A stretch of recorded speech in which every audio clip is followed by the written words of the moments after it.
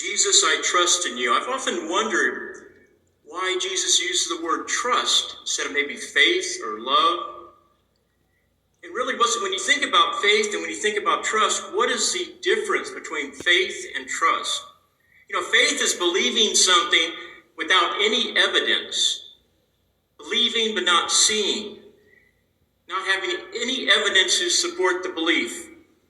Now, trust is based on evidence. Trust looks at the track record, the evidence of being proficient or dependable or trustworthy. I'll give you an example. Some years ago, we were traveling with small children. You know how difficult that can be on an airplane. And one of our infants must have had, some ear problems because of the pressure and was screaming. And a gentleman approached me and he said, "I'm a physician. If you just give him break off a little bit of this pill and give it to him, he'll sleep." Now, of course, I declined the offer. I had no trust in the man because I had no evidence of him even being a doctor. I had no evidence or any relationship with him to understand whether he was trustworthy. If I would have said yes, that would have been an act of faith, an act of blind faith, actually. When I declined that offer, that man was not offended. He understood. He understood that I didn't want to have blind faith in him. He understood that I didn't see his credential or anything or know anything about him. He was just trying to be helpful. Now imagine if I had a friend who was like an older brother to me. We grew up together. He was always there when I needed him. In fact, in school, when the bullies would try to take my lunch money, he would defend me. Now imagine that we grew up together, we kept close contact, and my friend became a pediatrician. And he was well respected in the medical community.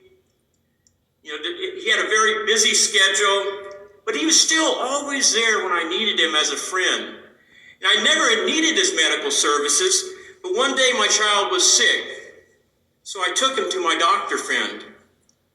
Now imagine, when he starts making recommendations on how to treat my sick child, I start asking questions about his competence. I go up to his wall and check to see if his medical degrees and license are in order. And I question him about if he has any good reviews on Google. Or does he have any patients that could give a witness that he had treated children before? I would be distrusting him. And despite the evidence of his experience, that he's my lifelong friend and he's always been there to help me. He's never let me down. I still don't trust him. He would be insulted as a professional, but also, and most of all, his heart would be broken.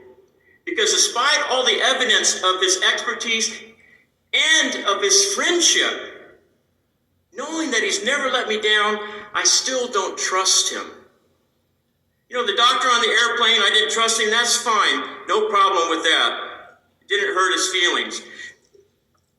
Trust indicates not only evidence, but a relationship with the object of our trust. Trust is about relation. It's about evidence. It's about believing with evidence. You've seen the track record. You've seen what he's done. The Israelites out in the desert, they had seen what God had done, and they did not trust him. So what would offend someone the most? Not having faith in them because there's no evidence that you should trust them, or not trusting them when you know that person, when you know that evidence. Sometimes we forget that Jesus has two natures. He's one divine person, God the Son, but he has two natures, a human nature and a divine nature. And he loves us with a divine infinite love, but also he loves us with a perfect human love, with all of his different virtues and emotions. We break his heart when we don't trust him. Our lack of trust breaks his heart.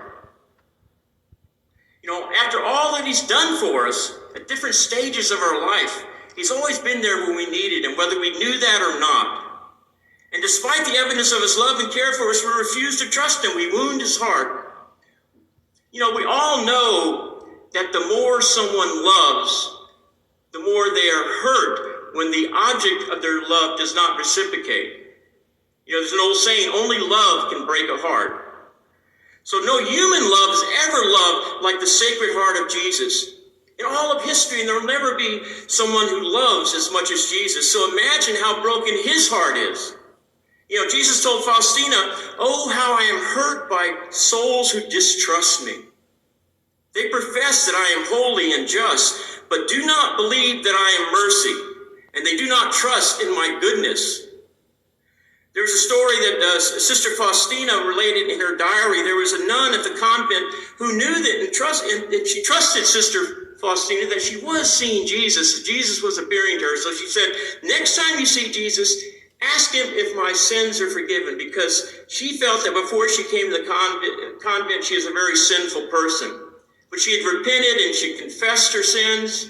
So the next time Faustina asked Jesus that question, and he looked at Faustina and he said, "You tell her that her lack of trust in my mercy offends me far more than her sins did." So trust is a powerful way to express our love. He also told Faustina that I'm always supporting you, so lean on me in your struggles. You're not alone. Take the vessel of trust and draw from the fountain of life for yourself, but also for other souls, especially those souls who distrust me. So today on this Divine Mercy Feast, let's console the heart of Jesus by our trust in all that he does and all that he has in our life, past, present, and future. Jesus, we trust in you.